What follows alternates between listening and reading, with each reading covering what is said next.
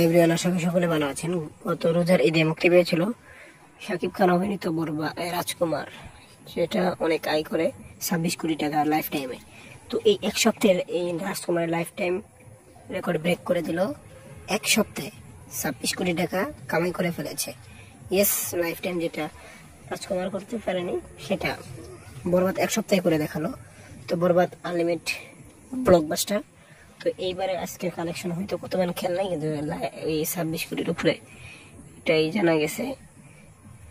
তো দেখা যাক কেমন কি, আমরা আরো কত আয় করে, আরো তো সময় বাকি আছে।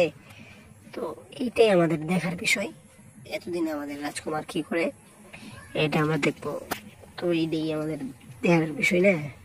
তো এটাই আমার দেখার ছিল যে রাজকুমার লাইফ টাইমে কি করে। ওকে, তো থ্যাংক ইউ পুরো ভিডিওটি দেখার জন্য। সাথেই থাকুন, ধন্যবাদ।